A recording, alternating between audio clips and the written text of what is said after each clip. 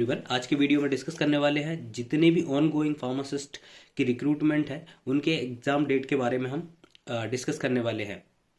तो इस वीडियो में सबसे पहले बात करेंगे एसजीपीजे जिसका नोटिफिकेशन रिसेंटली आया हुआ है, फिर एम्स के बारे में, डीजीएचएस और फाइनली जो सबसे ज़्यादा पूछे जाने वाला क्वेश्चन है कि ईएसआईसी का फार्मासिस्ट का जो एग्ज़ाम है वो कब होने वाला है। तो इस वीडियो में कंप्लीटली डिस्कस करेंगे और आपको जैसे पता है कि सबका जो एग्जाम होने वाला है वो दिसंबर में होने वाला है, तो क्या हमारी राइट स्ट्रेटजी रहेगी फॉर सिलेक्शन ऑफ फार्मासिस्ट।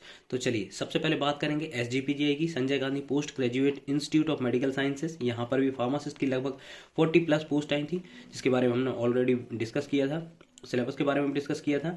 अब यहाँ पर आपको एग्जाम डेट पता करने के लिए सबसे पहले जाना है रिक्रूटमेंट सेक्शन में। ये रिक्रूटमेंट है, यहाँ पर करंट ओपनिंग जैसे ही आप करेंगे तो आपके पास ऐसा इंटरफेस ओपन होगा।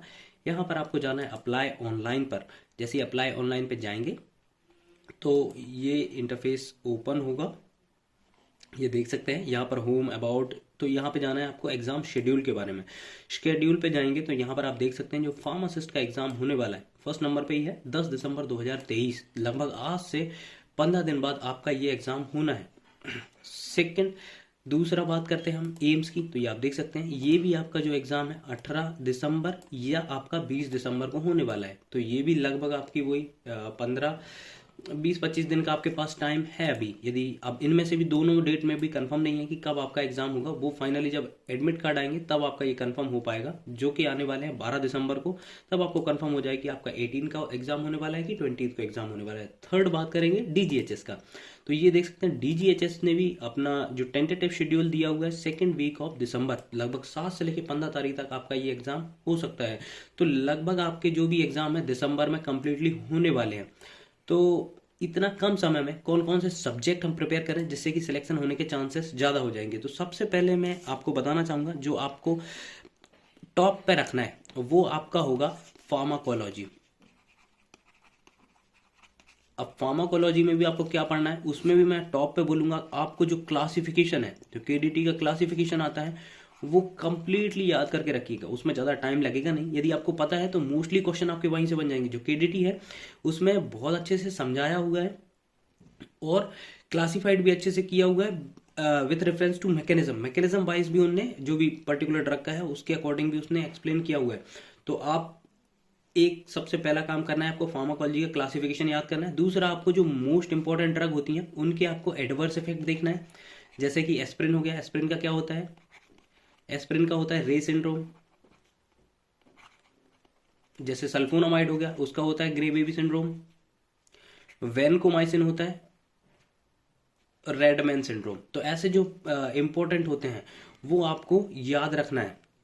ये हो गया। आपको दूसरा याद रखना है इसमें क्या, डोजेस आप जरूर याद रखिएगा क्योंकि डोजेस सीजीएचएस एग्जाम ईएसआईसी वगैरह में कम पूछे जाते हैं, बट ये मैं लास्ट में बोलूंगा कि जब आपका ये क्लियर हो जाए तो तब थोड़ा बहुत आप डोजेस देख सकते हैं। दूसरा आपका जो प्रायोरिटी में रहना चाहिए वो है फार्मास्यूटिक्स।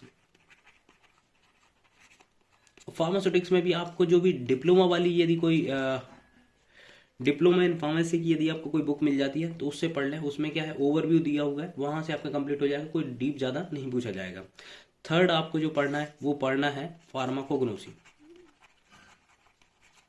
फार्माकोग्नोसी से भी अच्छे खासे क्वेश्चन आते हैं। बायोलॉजिकल सोर्स पूछ लिया जाता है या फिर उनके केमिकल कॉन्स्टिट्यूएंट के बारे में या उनके टेस्ट के बारे में पूछ लिया जाता है। फोर्थ मैं बात करूं तो आपको पढ़ना है ज्यूरिस्प्रूडेंस। ज्यूरिस्प्रूडेंस से भी बहुत सिंपल है, ज़्यादा नहीं है आपको। जैसे कोई भी डिप्लोमा की बुक या फिर आप जो भी जैसे आपको कोई जीपेड वगैरह की बुक मिल जाए, नोट्स वगैरह मिल जाए, तो उसमें जो ज्यूरिस्प्रूडेंस दिया होता है सिंपली आपको पढ़ना शेड्यूल के बारे में।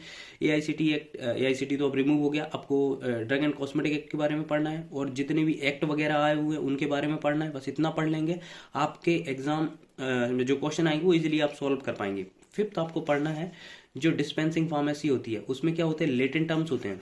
लेटेंट टर्म्स जैसे कि आपको एसओएस होता है, ऐसे जो एग्जाम होते हैं ना, जो लेटेंट टर्म्स होते हैं वो एग्जाम में पूछे जाते हैं, तो वो आपको कंप्लीटली याद करना है क्योंकि वो सिंपल होते हैं। यदि आपको ज़्यादा दिमाग लगाने की भी जरूरत नहीं है, यदि आपको पता है तो इजीली आप सॉल्व कर पाते हैं और अच्छे खासे उनमें नंबर मिल जाते हैं। तो ये 4 सब्जेक्ट। और फिफ्थ में जो कहूँगा आपको केमिस्ट्री पढ़ना है, थोड़ा केमिस्ट्री पढ़ना है तो आपको इनऑर्गेनिक पढ़ लेना, जिसमें कि आपके इलेक्ट्रोलाइट्स हैं, इलेक्ट्रोलाइट्स या लिमिट टेस्ट वगैरह दिए वो पढ़ लेना। और आपको पढ़ना है बायोकेमिस्ट्री।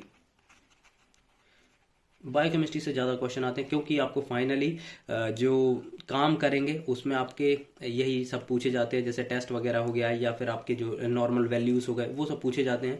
तो इतने 5 सब्जेक्ट तो आपको पढ़ने ही पढ़ने हैं। यदि आप 15 दिन में ये 5 सब्जेक्ट कवर कर लेते हैं, और कोई भी आप डिप्लोमा की बुक ले लें, ज़रूरी नहीं है कि आप बी फॉर्म की बुक लें, आप डिप्लोमा की बुक ले लें, उनमें ओवरव्यू दिया रहता है, तो आपका ईजिली आपका रिवाइज हो जाएगा। ऑलरेडी पढ़ा तो आपने हुआ है तो रिवीजन हो जाएगा, तो ईजिली आपको ये चीज़ें समझ में आ जाएंगी। क्योंकि यदि आपने कोई रेफरेंस बुक ले ली, जैसे सत्यनारायण वगैरह, या फिर आप जैसे फार्मास्यूटिक्स की मार्टिन वगैरह हो गई, या ऐसी कोई बुक ले ली आपने, तो उसमें बहुत डीप दिया रहता है, और वो देख के ही आपको थोड़ा सा एजिटेशन होगा, डर लगेगा कि यार इतना सिलेबस कैसे कंप्लीट करेंगे। तो इससे अच्छा है कि आप कोई भी फार्मासिस्ट डी फॉर्म के बुक ले ले।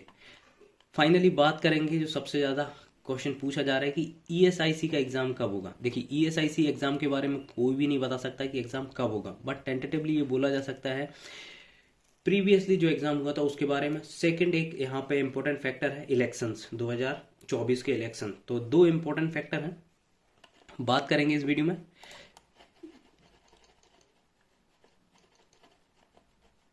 हाँ, यहाँ पर सबसे पहला इम्पोर्टेंट फैक्टर है कि आपके बहुत सारे एग्जाम दिसंबर में शेड्यूल हैं। आपको भी पता है, जैसे हमने डिस्कस किया, ईएसआईसी हो गया, सॉरी एम्स हो गया, आपका डीजीएचएस हो गया, और आपका एसजीपीजीआई का हो गया। तो इनके बीच में आई थिंक ओवरलैप नहीं करेंगे। जैसे ही इनके एग्ज़ाम होंगे 20 के बाद, 20 के दिसंबर के बाद ही इनके एग्ज़ाम होने के चांसेस हैं। जैसे कि आपके दिसंबर लास्ट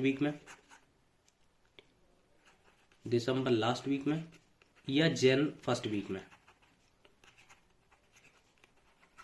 यदि यहाँ पे भी नहीं होता है तो ये मान के चलिए कि आपके जो एमपीज़ के इलेक्शंस होंगे 2024 के, उससे पहले आपके एग्ज़ाम हो जाएंगे। तो अच्छी बात है कि थोड़ा लेट हो, फरवरी मार्च तक हो, तो आपके पास एक अच्छा खासा टाइम मिलेगा प्रिपरेशन करने के लिए। अदरवाइज आपके पास टाइम ही कहाँ है, क्योंकि आपको अभी इन एग्ज़ाम के लिए पढ़ना है। इस एग्ज़ाम के बाद आप सीधा फिर ईएसआईसी यदि एग्ज़ाम आ गया तो उसमें लग जाएंगे, तो बहुत कम टाइम मिलेगा। इससे अच्छा है कि थोड़ा सा टाइम मिले आपको, फरवरी लास्ट तक या मार्च फर्स्ट वीक में हो तो बहुत अच्छा है कि सिलेक्शन होने के चांसेस बहुत ज़्यादा होंगे। क्योंकि अभी आप होच पोच में कितना ही पढ़ पाएंगे। देखिए, सडनली प्रिपरेशन करने से एग्ज़ाम क्लियर होता नहीं है, कंसिस्टेंटली पढ़ने से एग्ज़ाम क्लियर होता है। तो कंसिस्टेंटली के लिए आपको टाइम की रिक्वायरमेंट होगी। तो टाइम आई थिंक आपका फरवरी या मार्च के बाद होगा, तो आपके सिलेक्शन होने के चांसेस ज़्यादा होंगे। अदरवाइज जो प्रीवियसली या फिर जो फ्रेश कैंडिडेट होंगे उनके होने के चांसेस ज़्यादा रहते हैं, और मोस्टली होते भी हैं। या तो जो पहले से प्रिपेयर करना है, या फिर जो रिसेंटली जो फ्रेशर्स होते हैं, निकले हुए हैं जो बैच के, उनके होने के चांसेस ज़्यादा होते हैं, क्योंकि उनका पढ़ा हुआ रहता है। और जो कंसिस्टेंटली पढ़ रहा है उनका तो होना ही है, लेकिन जो एग्ज़ाम देख के पढ़ना स्टार्ट करते हैं उनके चांसेस थोड़े कम होते हैं।